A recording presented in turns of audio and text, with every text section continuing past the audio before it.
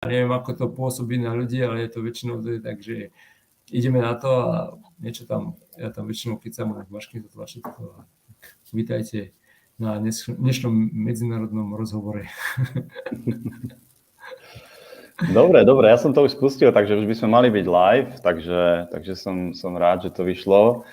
Dnes zase naše logo Dynasport nám to tam trošku zakrýva, ale nevedel som, kam to mám dať, takže sa ospravedlňujem našim sponzorom, ale dúfam, že to dobre dopadne.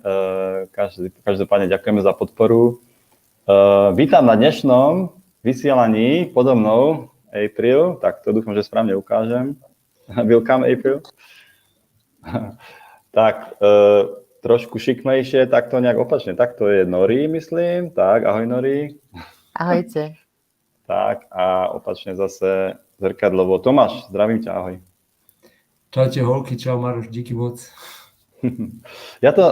Máme tu April dnes a Nori nám vlastne bude pomáhať trochu tlmočiť. Nori vie trochu anglicky, takže som ju pozval.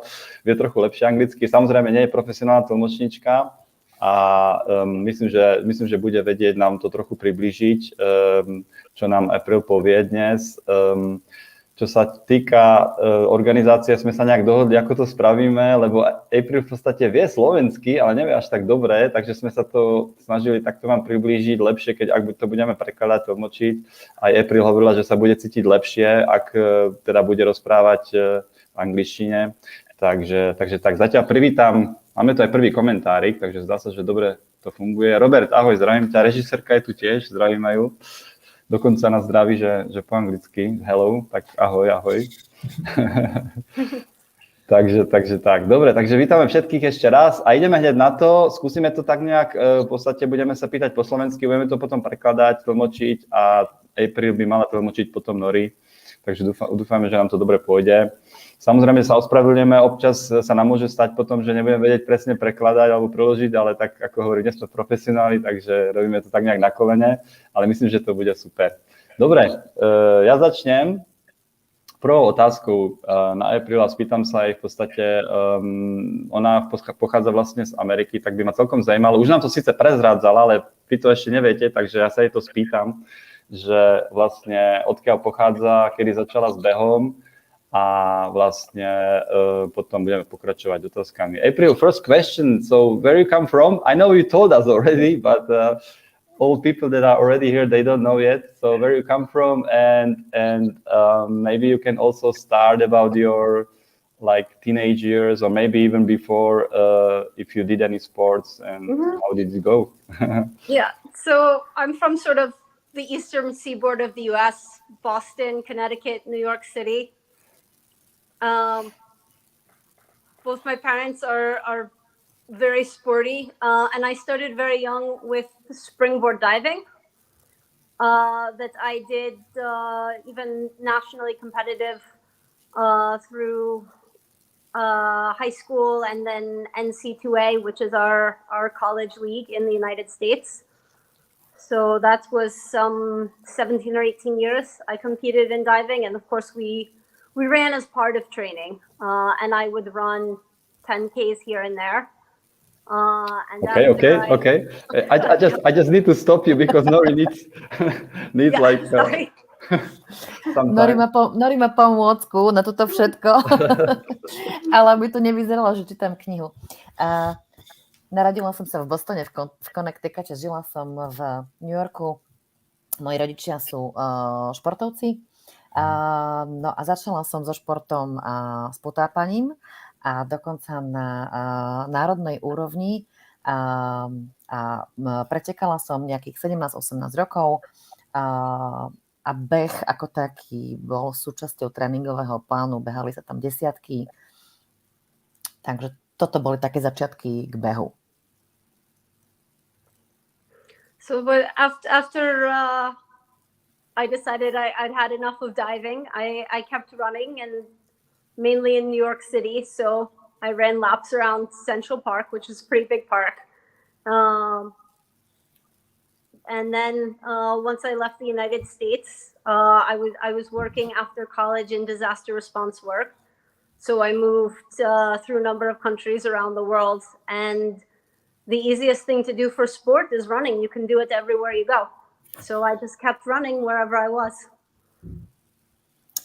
Keď som skončila s potápaním, tak som pokračovala v behu a keď som skončila školu, pracovala som na miestach, ktoré boli postihnuté rôznymi katastrofami, ako napríklad Haiti. A tam som v podstate behala, lebo to bola jediná vec, ktorá sa dala behať. A tak som teda behala kdekoľvek a kedykoľvek sa dalo. Mm-hmm. To dobre, tak Tomáš, chcem sa niečo spýtal, mám pokračovať, neviem.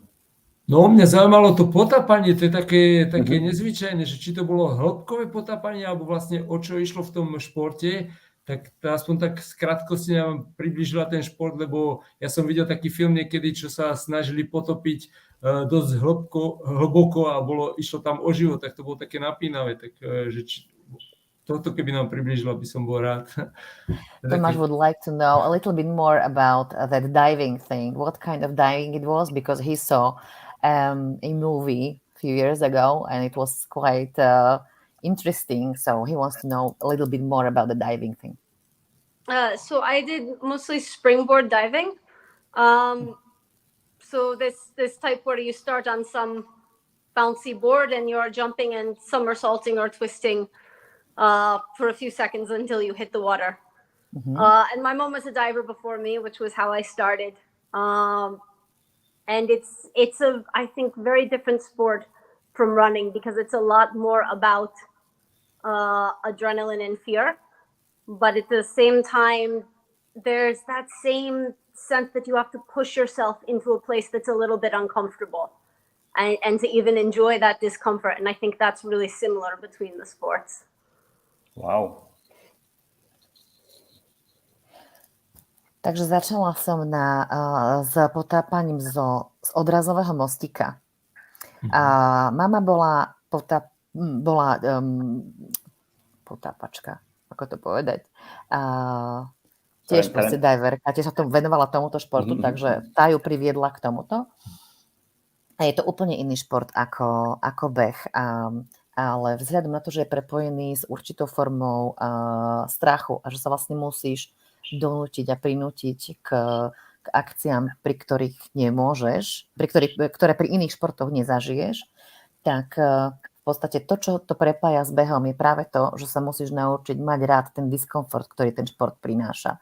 V tom divingu je to trochu ten strach a v behu je to vlastne práve to nepohodlie a tá bolesť, ktorú pri tom prežívaš.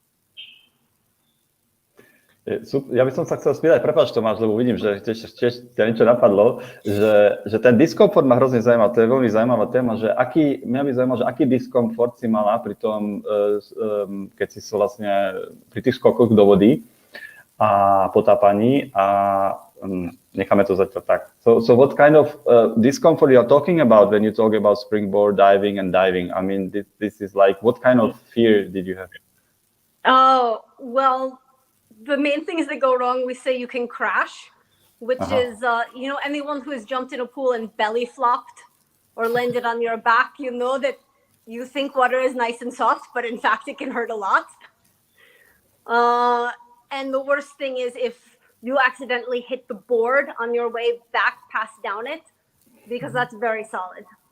So if you hit an arm or your head on the board itself, it's quite painful. And then, of course, your coach will ask you to get up and repeat the dive if you're not injured, and then your heart is like this.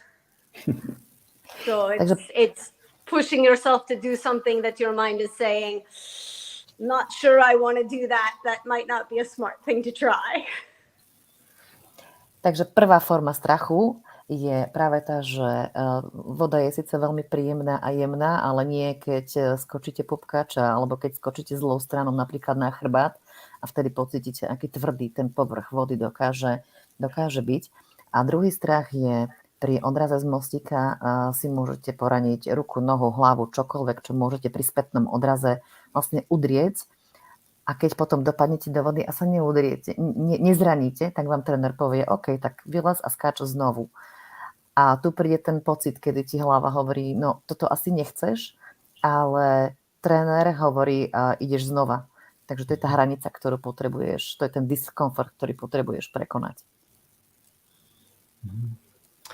To, aby som napravil moju myšlienku, ja som myslel tým, že som mal predstavu, že keď prvýkrát, že potápanie, tak som si predstavil, že hĺbkové potápanie, ale pochopil som, že ide o skoky do vody, takže teraz už mi to je jasné, takže to je taká skôr akrobatická disciplína, by som povedal.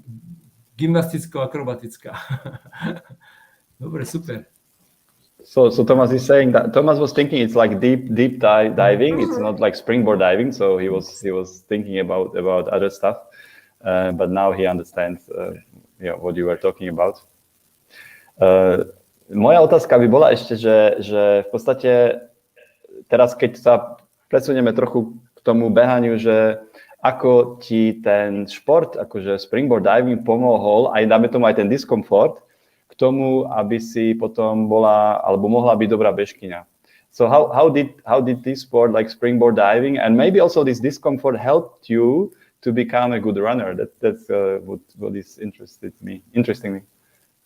I think it taught me a lot of kind of the mental discipline involved, that how to convince yourself to do something when you want to stop, because of course when we're running there are moments where you think it would be a really good idea to stop. This is enough for today, and you should push a little further. And even I really like being in that space. I like playing with that in my head, where part of me is saying, this is enough, let's stop, and no, let's see if we can just go a little bit further, and that's challenge with myself. So I think I learned a lot of that diving, and it's carried over to running. Uh-huh. Takže je to veľmi hlavne o tej mentálnej disciplíne, kedy pri tom divingu sa potrebujete presvedčiť, že toto je ten bod, kedy musíš pokračovať, a to isté je aj v behu. Bežíš a telo ti hovorí, už nevládzem, už by stačilo, ale v hlave si povieš, ešte poďme sa pozrieť, či sa dá ísť ešte trochu ďalej, či ešte ten 1 kilometr dokážeš ísť viac. A to sú také hry v mysli, ktoré April hrá sama so sebou, ktoré ju vlastne naučil práve springboard diving. A toto využila práve pri behu. Nohy povedia stačí a hlava povie, poďme sa pozrieť na to, či to ešte ďalej ide. And the other thing that I think came from diving and continues with running is that I think sport is a really great outlet in life. Whatever stress, whatever you're dealing with at work, at home, it's a place to relax and think about something else, and just, if you really have fun with it and you love what you're doing, then it's almost like not an effort to train. You do it because you're happy to be there, and it's not, I have to go run. It's, I have an hour, I can go for a run finally. Takže tá ďalšia vec, ktorú si na tom April užíva, je práve to, že je to určitá forma relaxu a niečo to, ako si uvoľníš hlavu. Ak si to naozaj užívaš a máš to rád, v tomto prípade beh, tak je to niečo úplne iné, ako ten pocit, keď si povieš, že teraz mám 1 hodinu voľna, tak teraz musím ísť behať, musím si ísť odkrútiť ten tréning. Ak to ale na druhej strane máš rád, tak si povieš, konečne môžem ísť vonku a užiť si to. Takže to je to, čo je to naučil ten šport tiež.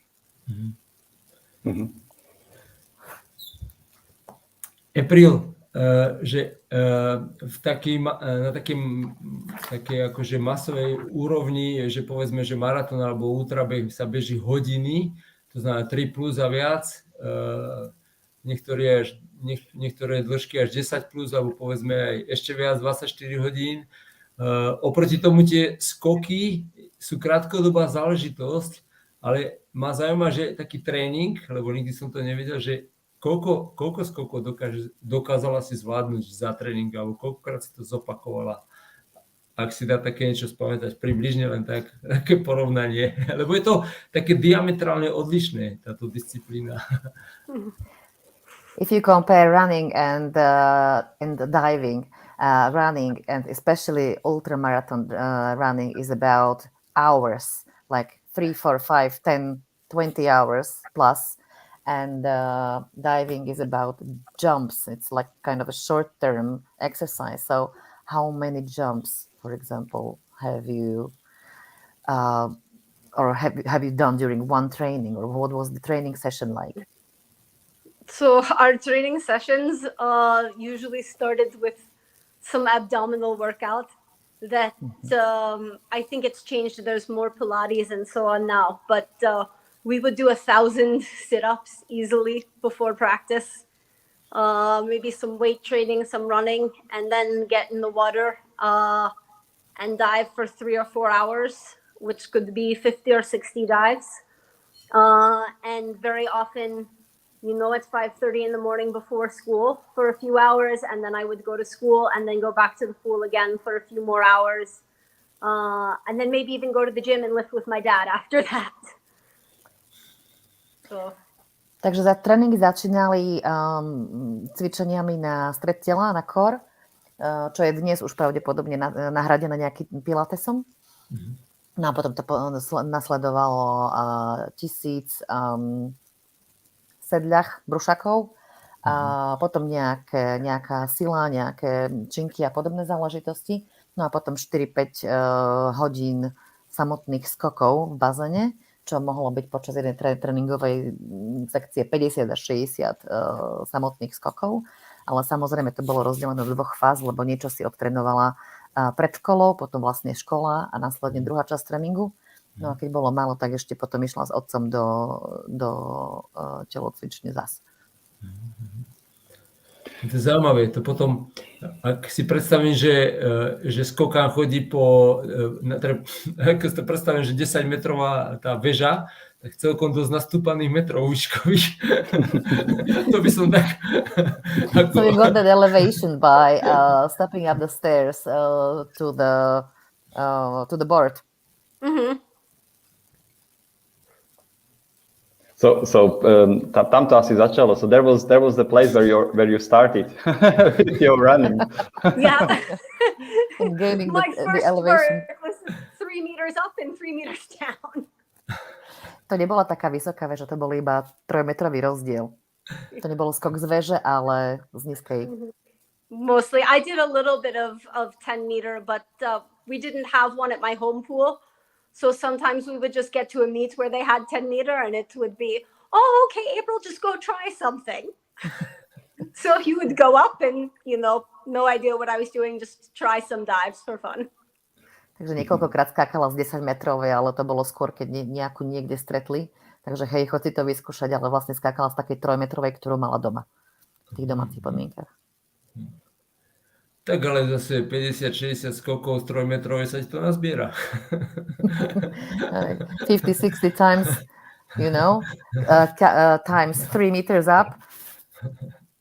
Yeah, that adds up a little bit. That makes the elevation. I was just going to 180 meters. No, I should be getting, at least 300, 400 meters for a day. Tak, mala by nazbierať dnes aspoň 300-400. Takže to by bolo veľa skokov. Mňa by teraz zaujímalo, keby sme sa trochu presunuli k tomu behu, že vlastne nám aj prezradila April jej najlepší maratónsky čas, keď som správne pochopil, tak keby nám April porozprávala aj prvý maratón. April, I just told that you already told us your best marathon time. So if you can recollect the time when you ran your first marathon, or was it, probably it wasn't your first marathon, your best time, but if you can tell us the story of your first marathon or your best, and then your best time marathon. So my first marathon was in New York the year after my son was born. He's 4 now. So I was already living in Slovakia, and I was accepted on the lottery to the New York City Marathon, which is my hometown marathon for me. And I always wanted to run it. And I found out the weekend after I got in on the lottery that I was pregnant. Wow. So I was able to delay it 1 year. And I ran it I think the week before my son turned 1. So it was a good way to get back into running again after having a baby. Takže prvý maratón chcela April odbehnúť v New Yorku, keď už v podstate žila na Slovensku. A pripravovala sa, no ale už keď teda prišla na vec, tak zistila, že je tehotná. Takže počkala. A keď týždeň predtým, než si oslavil prvé narodeniny, tak v New Yorku odbehla svoj prvý maratón, čo je v podstate pre ňu jej domáci maratón, keďže je z New Yorku.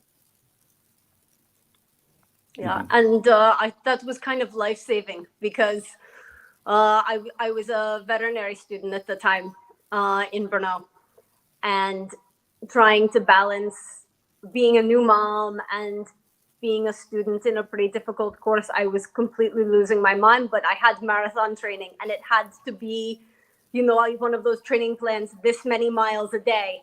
Sometimes, you were running 35 kilometers, it's on the schedule, and I had that little bit of space and time for myself that I really, really needed, and I think that's what really hooked me on running longer distances. V tom čase bola April čerstvou mamičkou a zároveň aj študentkou na vysokej škole, takže mala naozaj veľmi málo času denne na to, aby trénovala, ale keďže sa pripla na ten maratónsky tréning, tak ten povedal, že dnes musíš odbehnúť toľko a toľko míľ, respektíve kilometrov. No a keďže sa ho držala zubami nechtami, tak v podstate toto je asi ten moment, kde si pričuchla k dlhším vzdialenostiam a to jej dodnes zostalo. And then my fastest marathon was last May, I think it was, in Mikulov in 3:21 or just under 3:22. So, and that was just, I think I ran fast because it was just such a beautiful place that you forgot you were running. You're just, enjoying Palava, and you don't notice that your legs are doing some work. Najrýchlejší maratón bol minulý rok v máji v Mikulove. Čas 3 hodiny 21 minút, tesne pod 22. A ani som si neuvedomovala, ako rýchlo bežím, pretože scenéria bola tak nádherná, že som si viac užívala to okolie okolo seba, ako tú bolesť, ktorá sa s tým spája. Dobre. V podstate OK, takže vlastne to sú tvoje také maratonské výsledky a čo nasledovalo potom, ako ten trail, ako si sa dostala vlastne na trail a k trénovaniu na trail. So this was your marathon story, which is great. So how did you start with trail running, and where did you start and how did it go? Well, when my son was about a year old, we moved a little bit out of the city. So we are at home in Slovakia, but we're working, in Brno in the week. And we moved, so in the week we're now a little bit out of Brno, and on the weekend we're in Kalnica, which is, let's say it's near Becko or near Trenčín, where my husband's family is from. And when we moved now to where we live, there are just trails outside my door every direction. And so I started to run on the trails that were there, and it's a big deer park near us, and it's just so beautiful. And I think it's much easier on your legs, and that was it. I don't think I will go back for the roads. Takže keď syn mal 1 rok, presťahovali sa, lebo v podstate pendlovali medzi Brnom a tam, kde bývajú svokrovci, čo je blízko Trenčína pri Beckove. Presťahovali sa bližšie k Brnu, lebo tam pracujú. No a tam je veľmi veľa cestičiek, a keďže bývajú v blízkosti rezervácie jeleňov, tak sú to naozaj lesné chodničky, lesné cestičky, čistá príroda a je to oveľa príjemnejšie na nohy behať takéto cesty ako cestu asfaltovú. Takže April si myslí, že už sa k asfaltu asi nevráti.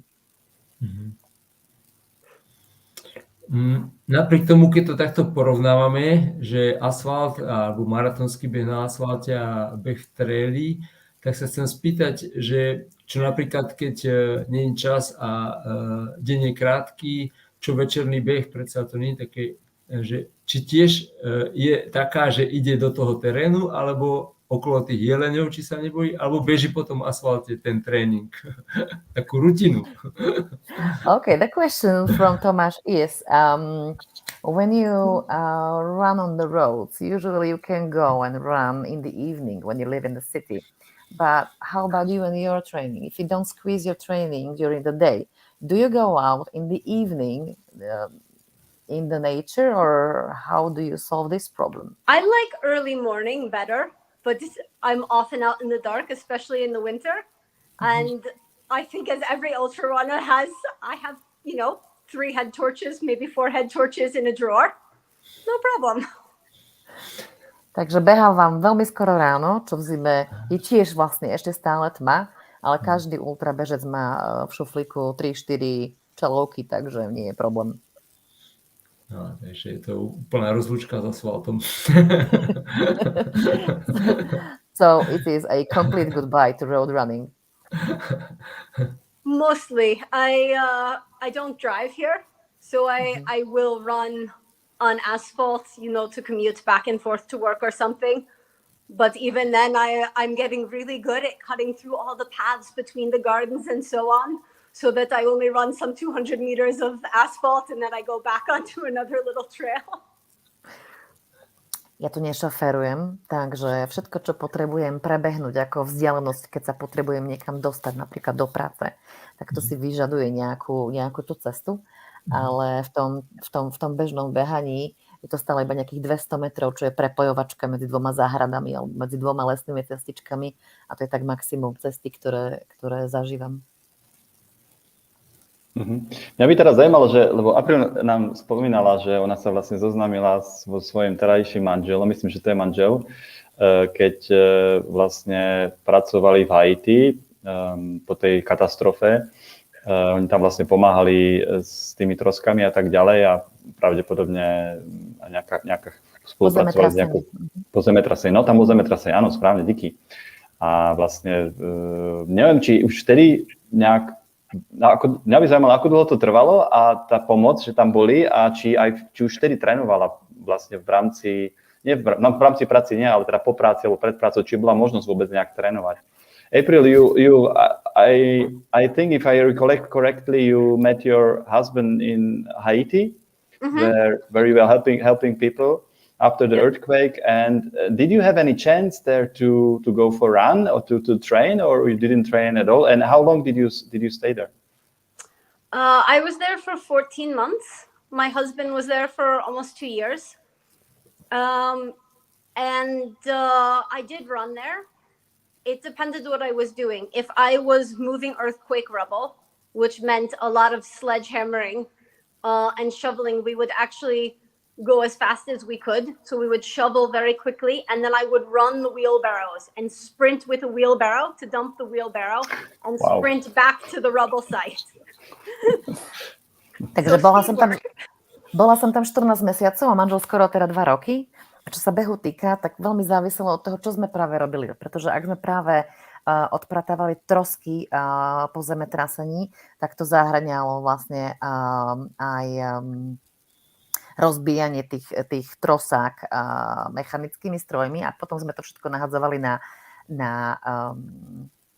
furík a s tým furíkom sme utekali na skládku, vysypať to a naspäť, čiže to v podstate zahŕňalo silový tréning. And then if I was working on something, for example, we worked on biosand water filters. Those were calmer days, so I would go out 5 or 5:30 in the morning and get in, at least 5K or so, that I would be able to sit still for the rest of the day. Tak, čiže ak tá práca bola už potom trošku viac taká administratívna, že pri tom celý deň sedeli, tak išla behať okolo 5:30 ráno, aspoň nejakých 5 kilometrov alebo nejakú takúto trasu aby potom vlastne vydržala sedieť celý deň. Mňa by ešte zaujímalo teraz, že v súvislosti s tým, čo si tam vlastne zažila a tak ďalej, že tam viem, že to podnebie je úplne iné. To znamená tiež, že či to nejak ovplyvnilo nejak tvoju čo sa týka kondíciu a výkonnosť, ak si teda vôbec to vtedy nejak vnímala, či si behala len pre radosť, alebo aj, aby si mala nejaké zlepšenie, čo sa týka svojich časov a tak ďalej. Neviem, či už vtedy si nejak pretekala. So I just to come back to this team like Haiti. I know the climate is completely different than like in other countries you lived before. So did this affect your running or your condition? And did you actually focus yourself on getting better, like to have better times when maybe racing, or you didn't care at all? You were just running for fun.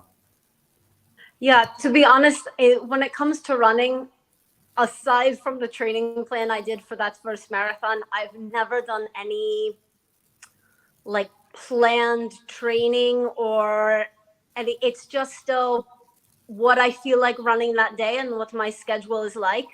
Mm-hmm.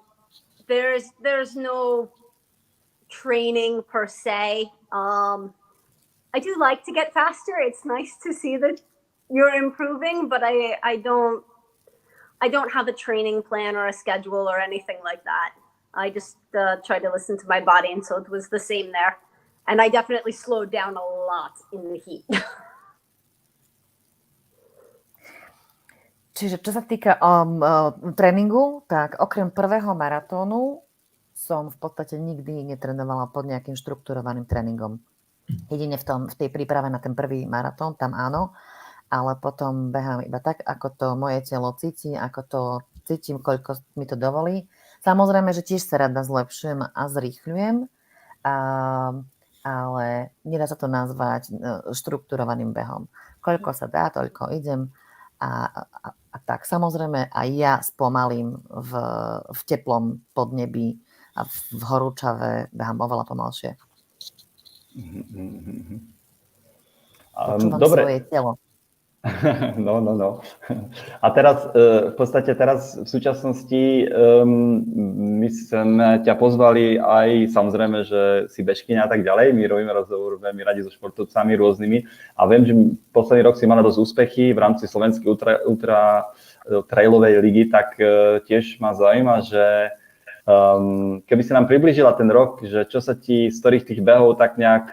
Viem, že u jedného z tých troch behov, že si mala dokonca rekord v trate, tak keby si nám priblížila ten posledný rok, že mám pocit, že ti to celkom dobre vyšiel.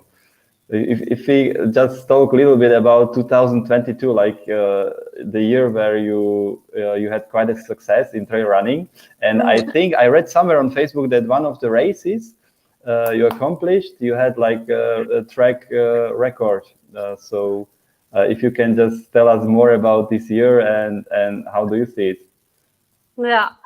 So the first like real in-person ultra marathon that I ran was June of last year. The Mozart 100 from Salzburg, kind of around the trails there. And then Ultra Magura in Zazrivo, but my first Slovak ultra trail race was my second in-person ultra. I did some virtuals during COVID, but it's quite different. And I ran them all in quite flat places, so completely different. So that's like a whole new world that opened up for me.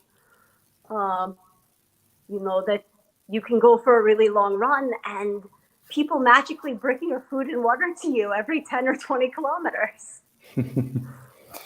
Takže prvý ultramaratón, ktorý som absolvovala fyzicky ako riadny pretek, bol v júni minulého roka, 2022.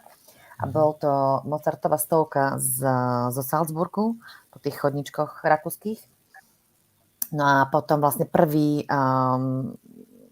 nevirtuálny bola Zázriva na Slovensku čo bol samozrejme úplne iný zážitok, lebo zabehala si niektoré počas covidu, ale všetky boli virtuálne a to je niečo úplne iné. Čo sa jej na tom veľmi páčilo, to bolo niečo úplne iné, pretože každých 20 kilometrov niekto stojí a podáva vám jedlo a vodu. Úplne úžasné.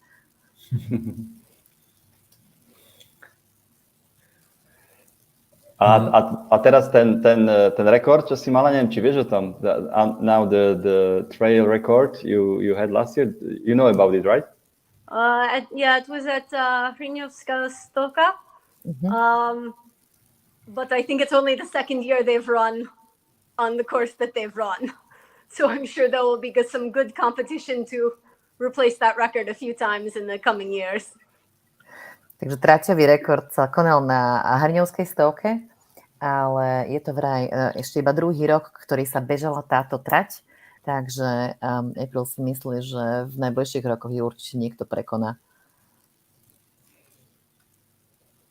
Tomáš, ty si chcel niečo, som ti skočil do reči, prepáč.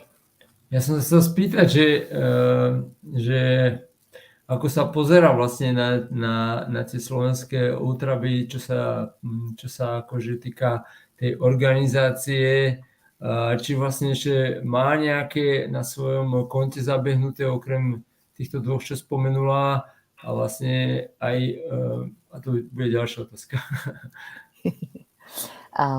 What do you think about Slovak races here? Are there any other in person apart from Hriňovská stovka and Zázriva?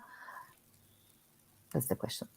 I ran also Javornická, and I hope this year I already am signed up for the first two. You know, I hope I will get to taste many of them this year. But the organization is just perfect. The other races I've run were UTMB World Series, Mozart and Kulamanen and Sweden. And I just think that, you know, the running we have in Slovakia, it's as good as anywhere. Everything is perfectly organized. The courses are beautiful. The trails are so well prepared. The aid stations are fantastic. And nowhere have I found more enthusiastic aid station volunteers. When you are half dead, they pick you up, and you know, even there, I'm shy to speak Slovak, and not when I'm running, not with the other runners, not with the volunteers. I'm so comfortable. I know I make mistakes, but they understand me and give me so much energy to keep going. So it's just such a fantastic organization to run with that I feel like, why would I travel so far away for races? I can just go here at home. Ja teraz dúfam, že všetci rozumeli, čo April povedala, lebo ja som tak vžila do toho, čo hovorí, že som si zabudla zapisovať poznámky, ale skúsim, doplňte ma chalani. Dobre. Takže April zabehla, je zapísaná na Javornickú stovku a plánuje tento rok zabehnúť aj tie prvé dve, čiže Zázrivu a Hriňovskú stovku. A podľa toho, čo hovorila, behala nejaké preteky v Švédsku, toho Mozarta, to sú všetko UTMBčkové behy, ale Slovensko sa absolútne vyrovná, či už organizáciou alebo pripravenosťou svetovým pretekom. A čo April vyzdvihla je samotná organizácia, úplne úžasné občerstvovačky. A najviac sa jej páči to nadšenie dobrovoľníkov na občerstvovačkách, lebo tí sú takí úžasní, že keď tam dojdete polomrtví na tú občerstvovačku, tak vám dodajú toľko energie, dvihnú vás zo zeme. Keď sa April hanbí rozprávať po slovensky, tak vtedy určite nie, lebo vie, že robí chyby, ale tam to vtedy absolútne neplatí. Dodajú energiu a vlastne idú ďalej, čo vlastne ešte nikde inde nevidela. Takže toto je to, čo má najradšej na slovenských behoch. Ja tu mám jedno. Okay. Yeah.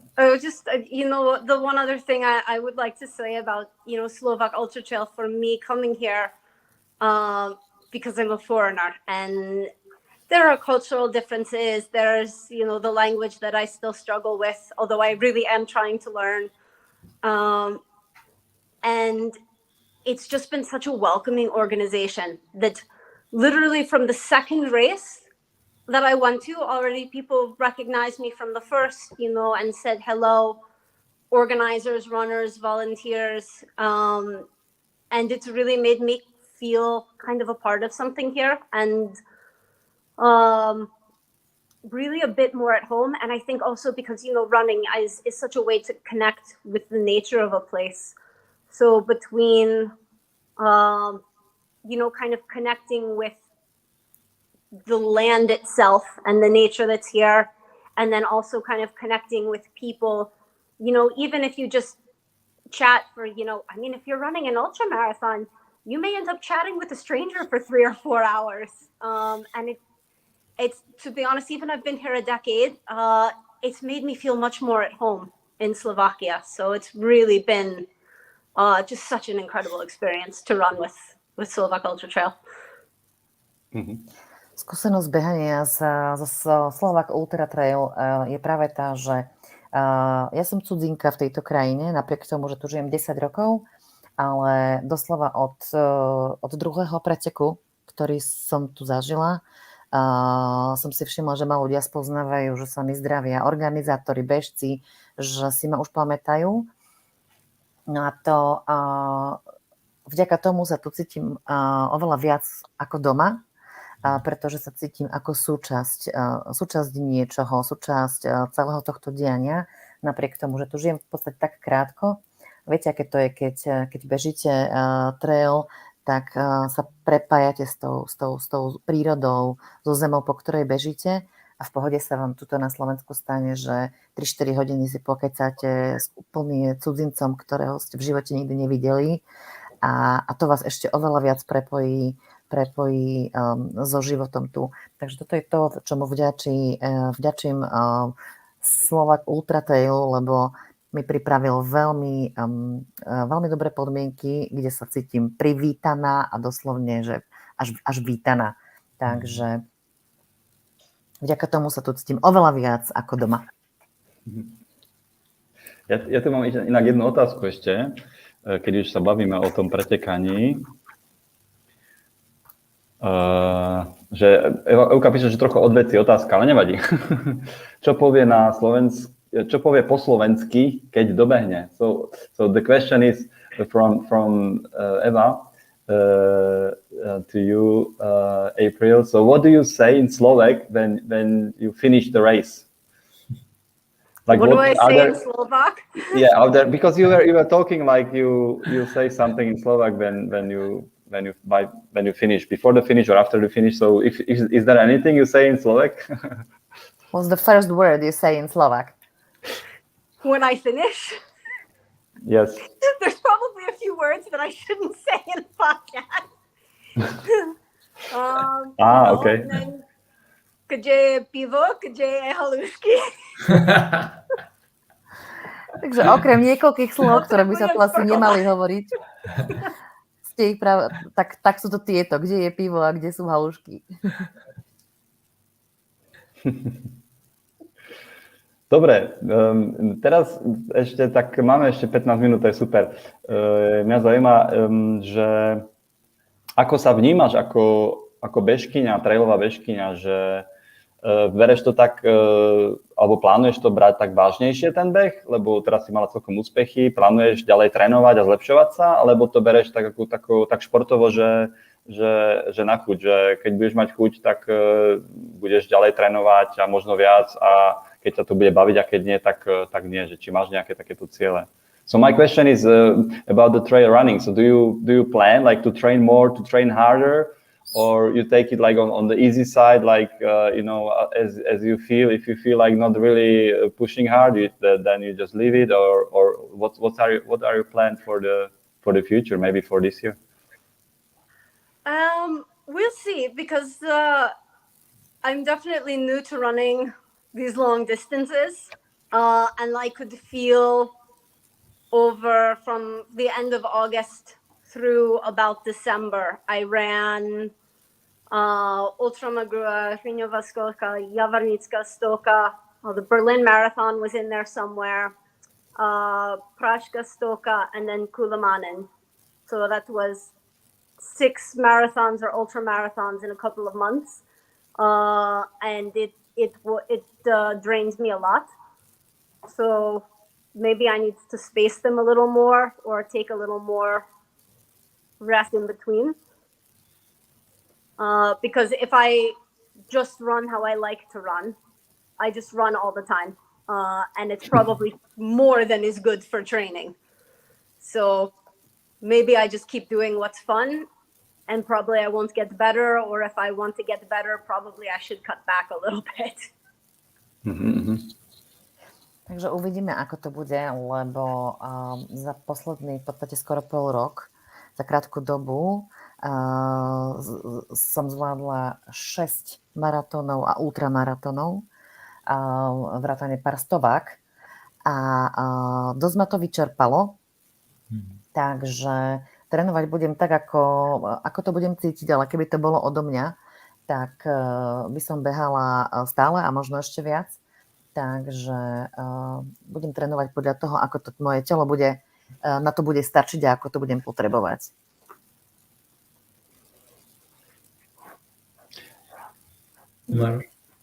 Že v podstate máš nejaký taký konkrétny plán na tento rok, že nejaké behy, ktoré by si chcela, alebo máš nejaký taký beh, ktorý niekto má taký, že svoj taký vysnívaný beh. So do you have any concrete plans for 2023?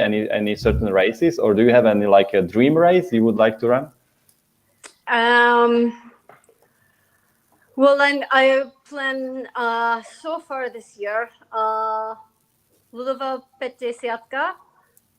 Then hopefully I will get to Gran Canaria and Gran Canary, and then Letista Stoka, which is super cool because we are literally running right in front of my in-laws, it's where we spend the weekend. So it's like running past home. My family will be out cheering for everyone.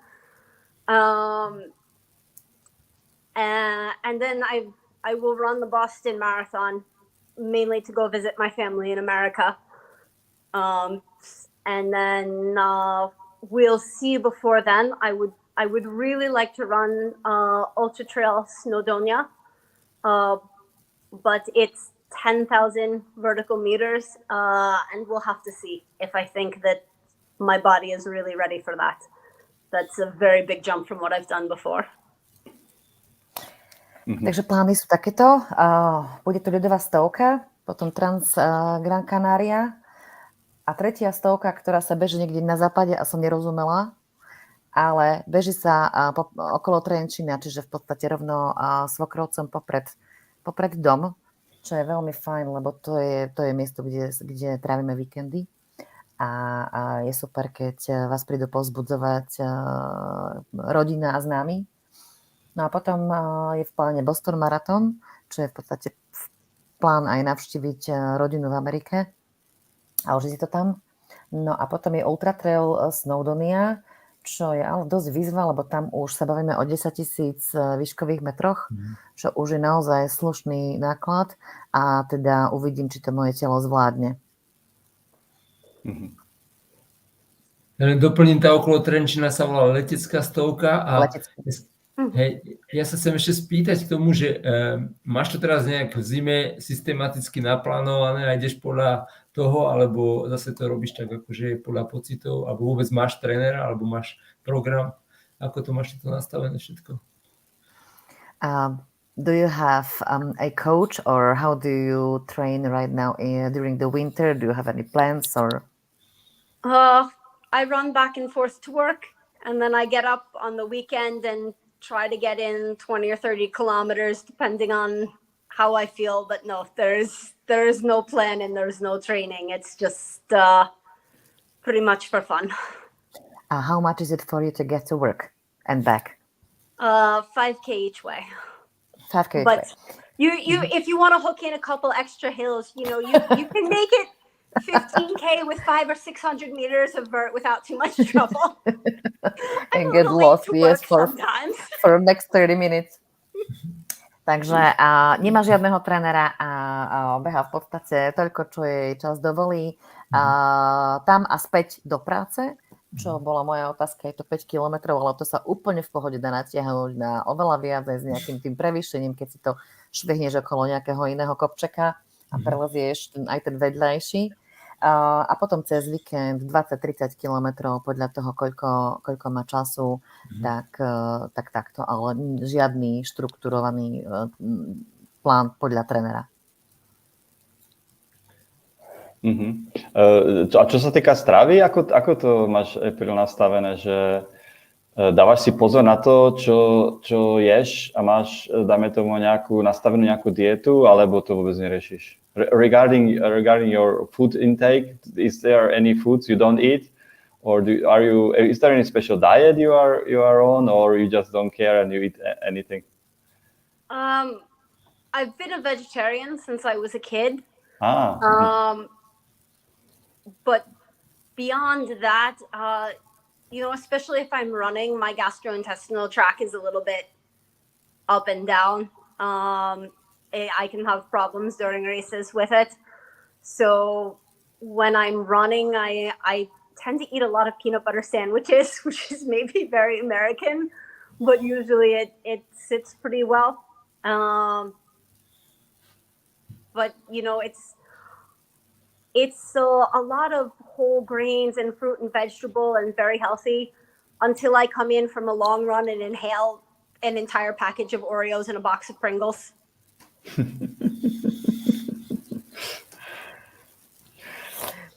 Takže som vegetariánka vlastne od detstva. Ale počas preteku dokážeme mať problém s črevami a so žalúdkom. Sú to také preteky na horskej dráhe. A počas pretekov jem veľmi americké jedlo a to sú sendviče s burákovým máslem. Když to ma napadne po česky, nie to napadne po slovensky. Myslím arašidové? Arašidové maslo, presne arašidové maslo, čo je naozaj silne americká záležitosť. No ale celkovo sa dieta skladá z celozrnných záležitostí a hrozne veľa zeleniny a ovocia. Ale keď dojdem z preteku, tak dokážem spráskať celý sačok Oreo sušienok alebo Pringles čipsov. A teraz mám otázku, ktorú sa pýtam skoro každého, lebo osobne ma to zaujíma, regenerácia, že ako najlepšie regeneruješ. So I give you a question that I ask almost everybody. We are interviewing here. So how do you regenerate? What is do you have any secrets how to regenerate after the race or between the training sessions? So one thing I started the last couple months of last year was going to a sports massage therapist, which actually has really helped my lower legs between races because I get really bad knots in my calves. It is not a nice, fun massage. It's, as one of my friends calls it, it's a sadistic masseuse. Okay. It's painful. I'm clawed to the table like this. But I'm very slow after I race until I get my massage and suddenly I start running 20 seconds a kilometer faster.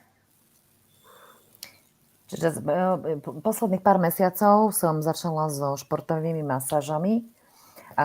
Hlavne dolná časť nôh na lítkach, kde dokáže mať až uzlíky a chodím na športovú masáž, ktorá vôbec nie je príjemná. Jej kamarát ju nazýva sadistická, lebo v podstate je to ten typ, kde až zarieš nechty do toho stola, na ktorom ležíš, je veľmi bolestivá, ale v podstate dokáže ma zrýchliť. Keď som po preteku veľmi pomalá, tak ma dokáže zrýchliť až o 20 kilometrov na 20 sekúnd na kilometr vlastne v podstate okamžite. Myslím, že to je fakt, že taká zaujímavá informácia, lebo myslím si, že odkedy máme tieto rozhovory, že ešte nikto nám takýto feedback nedal, že niekomu pomohla masáž sa takto zlepšovať. Myslím, že sme ešte nikoho takto nemali, keď sa dobre pamätám. I just said that probably since we do this podcast, we never had anybody saying this kind of feedback, like after a massage that somebody improved his time so dramatically as you say. So yeah, it's interesting. I think it's really I go usually the week after I race, and if I'm running 100 kilometers or more, I get these knots in my calves that I almost don't walk normally afterwards. And they don't go away on their own, so now I have someone to take them out for me.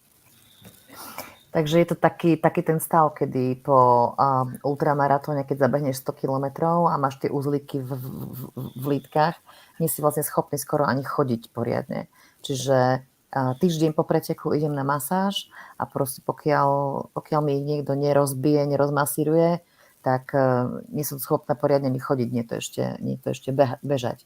Čiže tá úľava je okamžitá a to zrýchlenie je potom nie z toho personal best času, ale z toho spomaleného, ktorý máš po preteku. Super. Máme ešte posledných pár, nejakých 4 minútky, tak ak niekoho ešte napadne nejaká otázka, tak kľudne píšte už teraz, čo najskôr, aby sme to ešte stihli. Zatiaľ nevidím žiadne otázky. Tomáš, ty máš ešte nejakú takú, by som povedal, poslednú otázku, alebo jednu z posledných? No mňa zaujímala, lebo vegetariánska strava, tá sa spája s takou vecou, že je tam, alebo môže tam nastať nedostatok B12, že či toto nejak kompenzuje nejakým doplnkom stravy, alebo vlastne nemá s tým žiaden problém. Vegetarian diet is low on B12. So do you compensate this somehow with some supplements, or how do you live with that? Yeah, I do have vitamins somewhere. I may remember to take them sometimes. Maybe my body's a little bit used to it because I grew up not eating meat from, I don't know, maybe 6 or 7 years old. So maybe I just kind of adapted to being used to it. Yes, I should take the B12. Thank you for reminding me. I've forgotten that for a long time again. Áno, mám vitamíny niekde. A mala by som ich brať. A predpokladám ale, že telo si zvyklo, keďže je na vegetariánskej strave od nejakých 6-7 rokov, tak sa adaptovalo a to, čo dostávam, mu stačí a pracuje s tým. Áno, viem, že mala by som brať B12, ale naozaj pravdepodobne telo takto už funguje. Keďže funguje veľmi dlho, tak mu ten intake, ten príjem, ktorý dostáva, stačí. Máme tu teraz predsa len otázka nabehla od Jána Bradňanského, tak ja to dám na obrazovku, že aké knihy o ultra vie doporučiť. Are there any books? There's a question from Jan. Hopefully you can see it, April. So are there any books about ultra running you can recommend? That's his question. Well, there's Born to Run, which I think many people are familiar with. That's quite interesting and also quite funny. One of my favorite running lines is from that book when he says, if you don't have an answer to your problems after a 4-hour run, you ain't getting one. Takže jednu z kníh, ktorú môžu odporučiť, je Born to Run, ktorá je veľmi známa v bežeckej komunite. A jeden z citátov, ktorý je stále uložený, je, že ak neviete nájsť otázku na nejaký problém, tak ani po 4-hodinovom behu ju určite nenájdete. And then there are a couple others that I like. I think his name is Brendan Leonard, wrote a book called I Hate Running and You Can Too, which is a short, very funny little book for runners. And then a little more seriously, there's one called Why We Run that's written by a biologist and a naturalist about some of the physical adaptations for running and for long distance running in humans, and how we're adapted as persistent predators, and we are really evolved to run these long distances, which is something that I feel a lot when I start to really run, in the ultra distances, that there is some evolutionary inborn, like, natural urge to do that. So that was another really interesting book for me.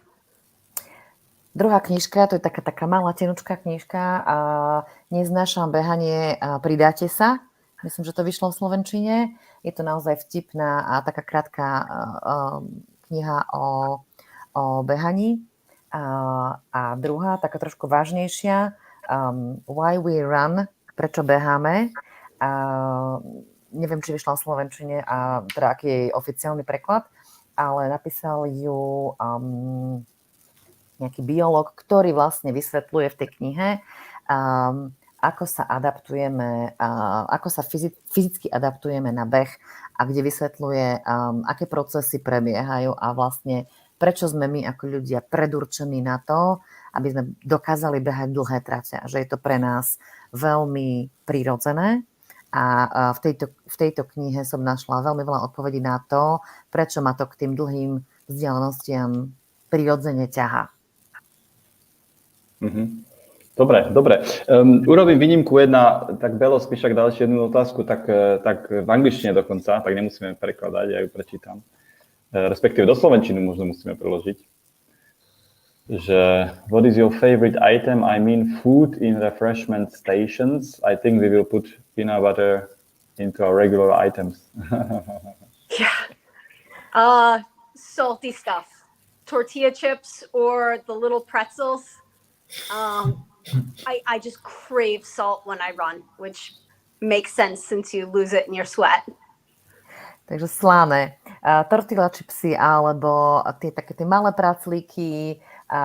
Milujem slané, a čo dáva úplne zmysel, pretože keď sa potíte, tak vylučujete sol a potom ju aj potrebujete. Možno by si mohol, Maroš, vysvetliť April, kto je Belo Spišák. No, ja ho nepoznám osobne, takže nemôžem. Aha. Nechám to na teba, Nori. Belo Spišák, the person who is asking, is one of the organizers here in East Slovakia, východnierská stovka. So maybe that's an invitation as well. That's why he is probably asking that question about refreshment stations. No a ja som zabudol preložiť otázku. V podstate Belo sa pýtal, že aký je jej obľúbená strava na občerstvovačkách a že možno, že dajú to arašidové máslo ako jedna z možností na tých občerstvovačkách. Dobre, takže tak. Dobre, tak super, nám to išlo výborne nakoniec, celkom dobre. Nevedeli sme, ako nám to pôjde, keďže sme ešte nikdy v štyrke takto nerobili podcast a vôbec už nie v angličtine, takže ďakujeme, že ste tu boli. April, thank you very much that you come to our podcast and it was really fun and interesting. Oh, thank you so much for having me. It was fun for me too. I'll talk about running anytime. Great. Takže aj April bola spokojná, si to užila a samozrejme dúfame, že ju pozveme aj v budúcnosti niekedy na ďalší rozhovor. So hopefully maybe next year we will invite you again and we'll talk about running. Sorry, sounds great. OK. Takže divákom ďakujeme, že ste tu boli, buďte zdraví, športujte, nech sa vám dobre behá a tešíme sa na vás na budúci týždeň. Nori, úplne super si tlmočila, ďakujeme ti pekne. Myslím, že to bolo parádne. Tomáš, ďakujem, maj sa pekne. April, thank you very much. Thank you. Ďakujem, ahojte. Ahojte.